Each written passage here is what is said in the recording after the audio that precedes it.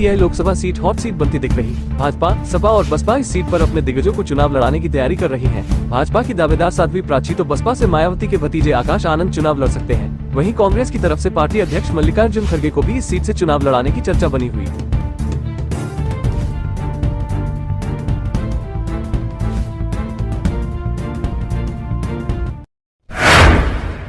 भारतीय किसान यूनियन के राष्ट्रीय अध्यक्ष चौधरी नरेश टिकैत ने कहा कि किसानों की मांग पूरी नहीं की तो भाजपा युवा कार्यकर्ता आंदोलन में भाग लेंगे। किसान आंदोलन को लेकर 17 फरवरी को सिसौली में होने वाली पंचायत में रणनीति तैयार की जाएगी। उन्होंने दोबारा से कहा कि राजनीति में दुश्मन कब दोस्त बन जाए इसका पता नहीं चलता है। कल तक सरकार की नीतियों का विरोध करने वाले चौधरी जयंत ने अब भाजपा से गठबंधन कर लिया।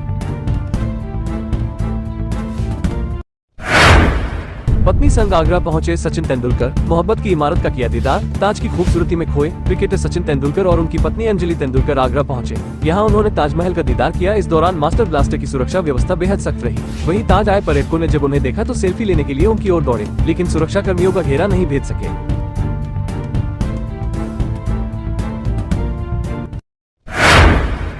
ऑल इंडिया मुस्लिम जमात के राष्ट्रीय अध्यक्ष मौलाना शहाबुद्दीन रजवी बरेलवी ने सपा अध्यक्ष अखिलेश यादव को पत्र लिखकर इंडिया गठबंधन में धोखा न करने की नसीहत दी। साथ ही कांग्रेस को उसकी वरीयता वाली सीटें देने की अपील की है। ये भी कहा है कि सपा ने कांग्रेस के साथ गठबंधन धर्म नहीं निभाया तो माना जाएगा कि वो किसी न किसी रूप में भाजपा को फायदा पहुँचाने की कोशिश कर रहे हैं।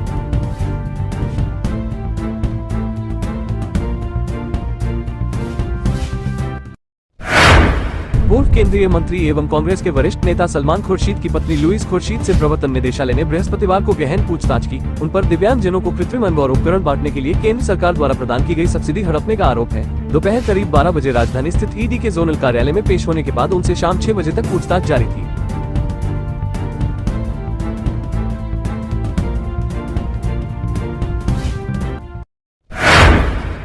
राज्यसभा चुनाव के लिए बृहस्पतिवार को भाजपा के 8वें प्रत्याशी के रूप में संजय सेठ के नामांकन के बाद चुनाव में मतदान तय माना जा रहा है। इसे देखते हुए सभी पार्टियां अपने अपने वोट सहेजने में जुट गई हैं। इसी क्रम में कुछ विधायकों की नाराजगी की चर्चा के बीच बृहस्पतिवार को रालोद के राष्ट्रीय अध्यक्ष व सांसद जयंत चौधरी ने पार्टी के सभी विधायकों को दिल्ली तलब किया।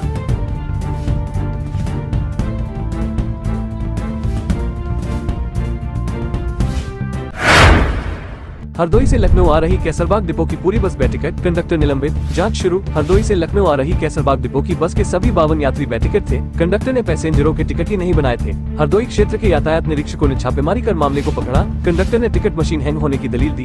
वहीं परिवहन निगम प्रशासन ने कंडक्टर को तत्काल प्रभाव से निलंबित कर जाँच शुरू करवा दी है।